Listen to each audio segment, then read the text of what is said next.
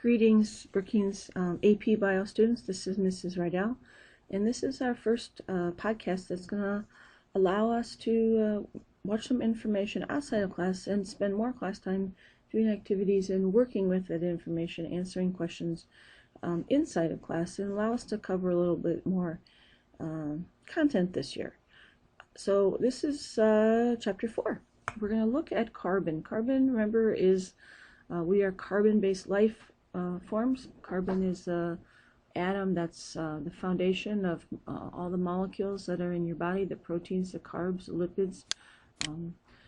And so this slideshow is a modification of Kim Foglia's slideshow and website from Glenbrook, Illinois, that has some, both of those websites have some great AP information for you. Why study carbon? If you remember, all living things are made of cells, and if you look inside cells, the majority of cells, water, but a little bit of salt, some of those ions, sodium chloride, potassium, calcium, and then about 25% of cells are made out of those what we call macromolecules, those biomolecules that are made out of carbon, the carbs, the lipids, proteins, nucleic acids that you learn about in bio. So we're going to take a look at carbon as the foundation for most of the molecule building blocks that build you. If it's not water or a little bit of salt, it's got a carbon atom foundation.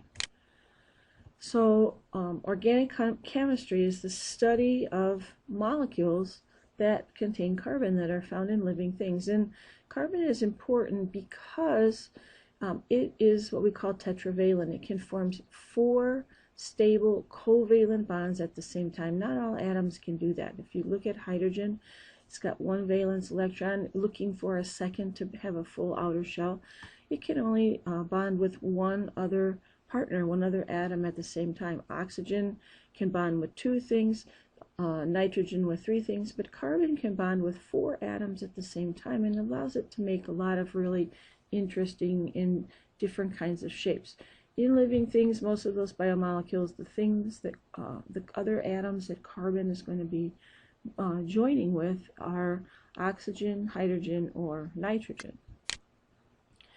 So if you look at the way carbon bonds, those 4 atoms, the tetravalent combination of joining 4 things to one carbon, central carbon atom, forms a little unique shape called a tetrahedron. I think tetra means 4 in math, and if you look at the shape, it's kind of like a tetrahedron pyramid in math.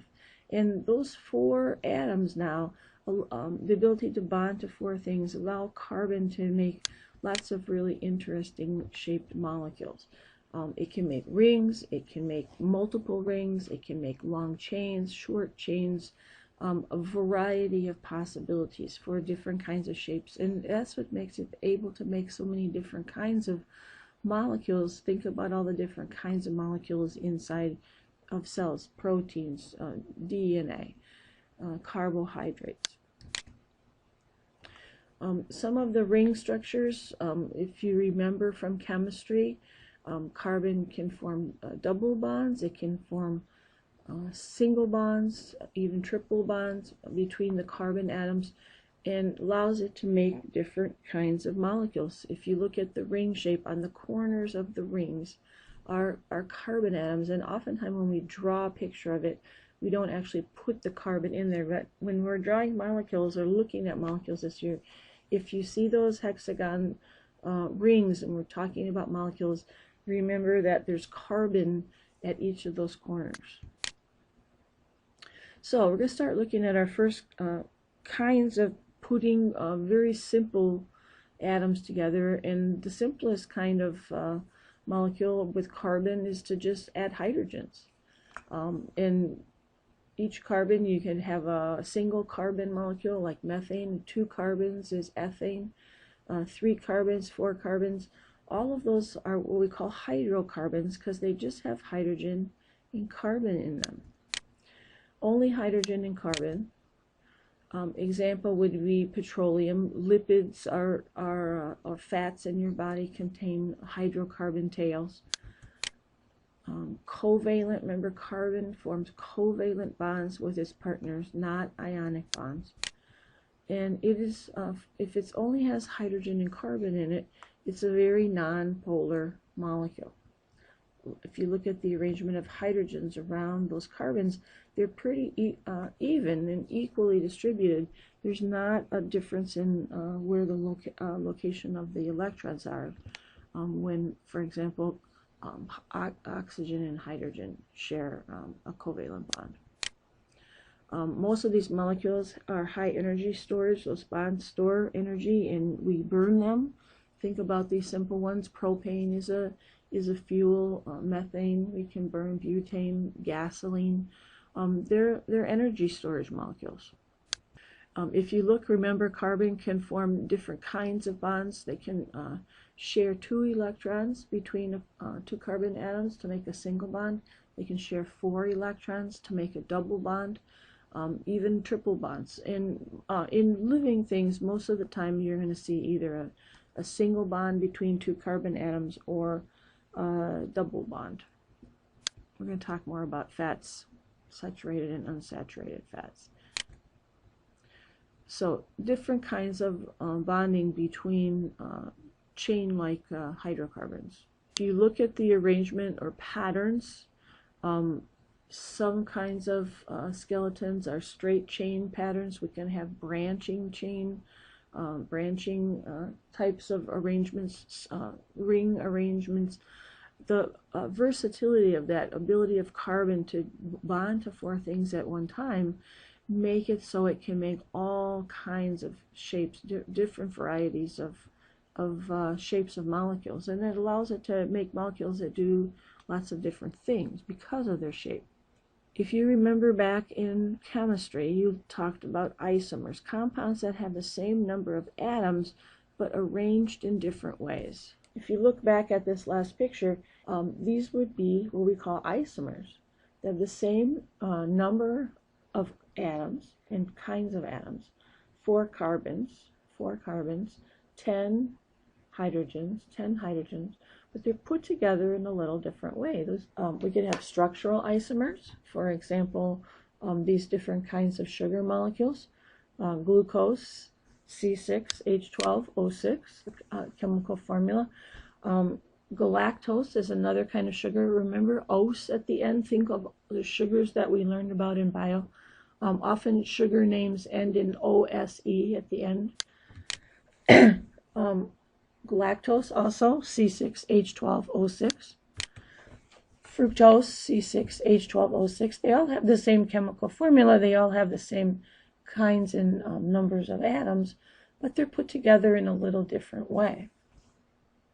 And it makes different compounds. Geometric isomers are isomers that have same number and kinds of atoms put together in different ways, but they're arranged around a double bond. And so if you have geometric isomers, carbons in the center, the 2 black balls here are carbon atoms. Okay, if you look at these 2 geometric isomers, arrangement around a double bond now, and remember this bond doesn't swivel, so these are actually 2 different compounds based on their the way they're put together. If you look at these green guys here, they're on opposite sides of the double bond. We call that the trans form, and if they're on the same side over here, we call that the cis form. And it actually these are actually 2 different compounds. Single bonds, there's spinning action here, so you can spin around the single bond and have transformation between this atoms on opposite sides of the bond versus same side of the bond. So this really is the same substance, free rotation. Another kind of isomer called stereoisomer is an enantiomer, and different arrangement around a center carbon, different kinds of molecules. And if you look, they're kind of mirror images of each other. We call them left-handed or right-handed. D or L isomers based on how they rotate light. If you look, you can't actually, even though they're mirror images, you can't put these guys together and stack them up and have the atoms line up. We're going to do this in class so you can see how this works. But if you look now, we have a center carbon. Attached to that center carbon, you have 4 different groups. Notice not just single atoms, but groups of atoms. If you try and put those on top of each other and stack them, notice this hydrogen here is going to be in the same position as this amino group, and it's not the same molecule, even though they have the same, it's an isomer, it's a kind of isomer, the same number and kinds of groups attached. This center atom that has 4 groups attached to it is called an asymmetric carbon because the groups are not the same. And it makes different kinds of molecules. These are actually different substances that can have very different activity in cells. Example, amino acids. Remember the amino acids when we learned about amino acids in bio? They have a center carbon. They have an amino group.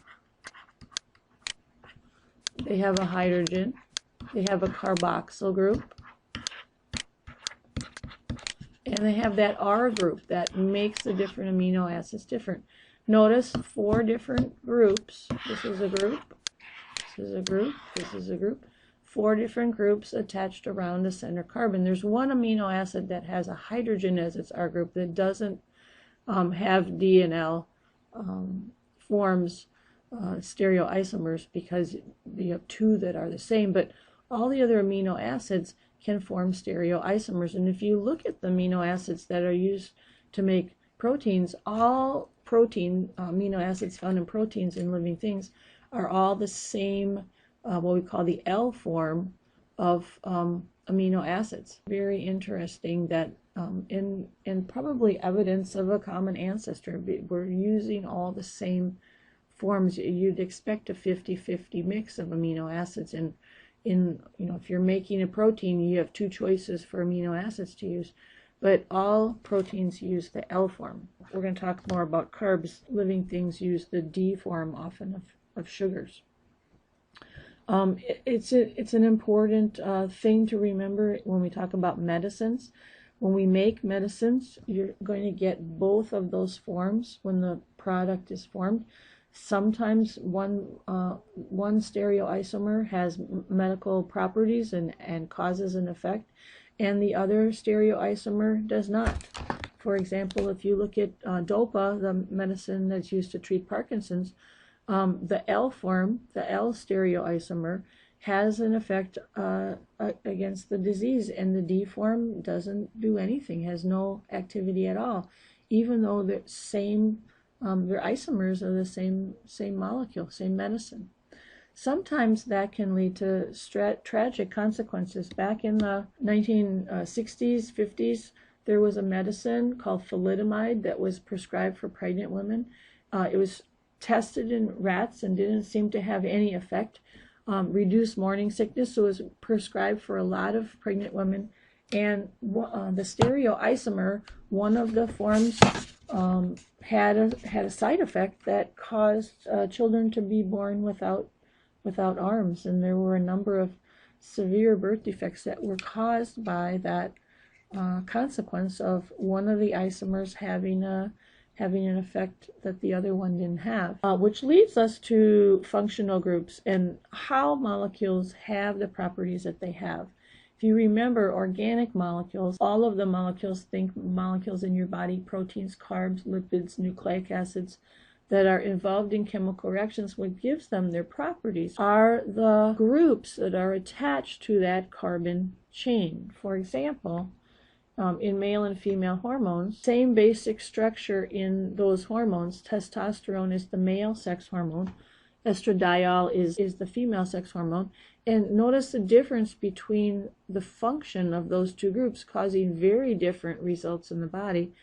Same carbon skeleton, but what's different about them is the functional groups. What groups are attached, same carbon skeleton, but adding different groups makes the molecule have different functions. So we're going to look at some what we call functional groups that can be attached to carbon chains and give them certain characteristics. If you look on page 64 and 65 in your Campbell textbook, you have a kind of a little chart of all these different groups and what they do. So we're going to start out talking having a group with an oxygen that's attached to the carbon and then a hydrogen attached to the oxygen is called a hydroxyl group. We see it in alcohols. For example, this is ethanol, molecule that's found in alcoholic beverages. And having that, notice now, if this was a hydrogen, just a hydrogen on this end, it would be a very balanced, what we call nonpolar molecule, because it has equal hydrogens distributed equally around that center carbon base. But adding that oxygen now, remember, oxygen is very electronegative. There's way more electrons going around the oxygen than around the hydrogen, and it puts a little kind of partial charge here on this part of the molecule, and it makes the molecule polar. So adding OH groups onto a carbon skeleton changes the properties of the molecule, makes it more polar, makes it soluble in water. The more hydroxyl groups you add, the more soluble it is. And typically molecules that have hydroxyl groups end in OL. For example, ethanol, glycerol. They're kinds of alcohols. Carbonyl group is a double bonded oxygen hooked onto a carbon chain, and we could have more carbons going this way. Carbonyl group, if you look at where that double bonded carbon is in the chain, so if you look, for example, at these two sugars, these are, remember, isomers, structural isomers of each other, same number of carbons, same number of oxygens. The difference between these two sugars is where is that double bonded oxygen located in the along in the chain. Glucose is what we call an aldehyde sugar. Notice the double bonded oxygen is at the end of the line. Fructose is a ketone sugar. The double bonded oxygen is attached to a carbon that's part of the middle of the chain here. It's not on the end, and gives those sugars different properties depending on location. Carboxyl groups are a carbon that's double bonded to an oxygen and also attached to a hydroxyl group. So that combination of carbon, double bonded O, and the OH group is called a carboxyl group.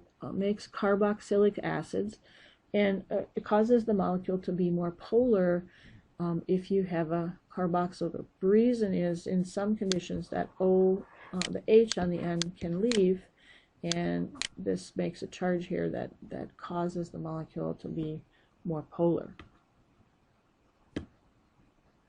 Amino groups are nitrogen groups with hydrogens attached, called amines.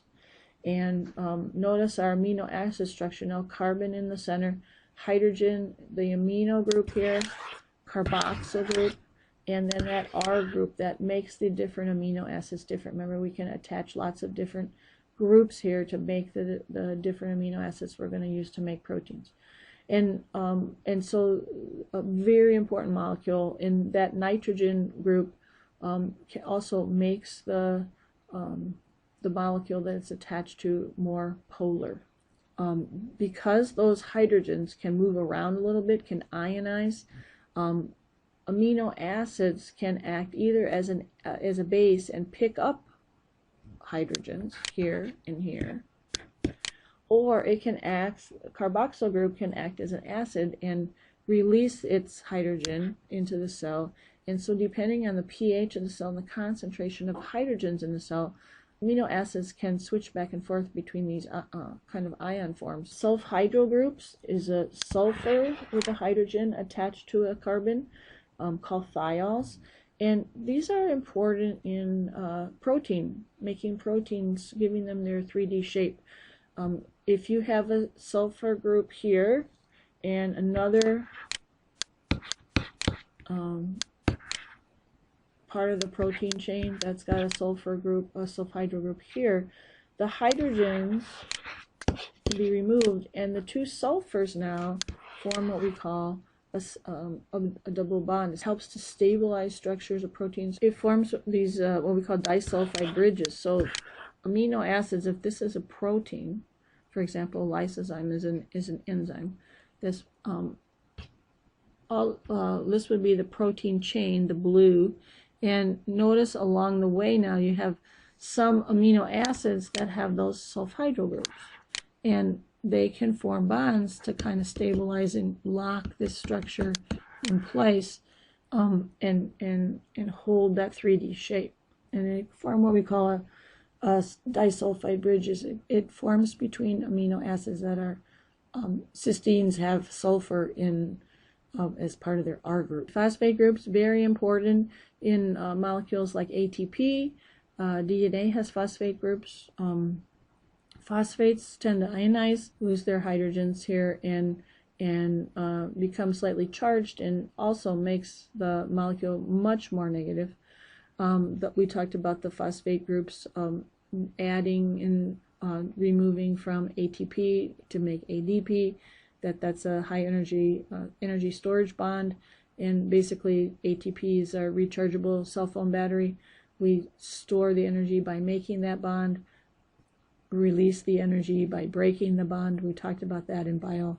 It's very important. It's the way all cells get, it's their energy storage molecule, and can store and transfer energy, and it's those phosphate groups at the end here that are involved in that part of the reaction.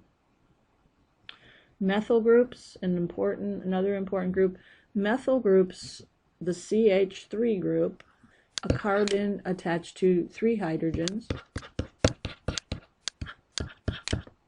Notice the hydrogens are balanced. There's not an uneven sharing of electrons to make that end more polar, like in a hydroxyl group or a carboxyl or amino group. We're going to talk more about methylation when we get to our DNA regulation, but adding methyl groups onto cytosines in DNA, remember the A's, T's, G's, and C's, adding methyl groups onto the cytosines is a way of regulating genes and blocking the ability of the cells to read that part of the code. That's the end of our slideshow. Thanks for watching, and we'll come to class with any questions that you have about things that we talked about in the slideshow.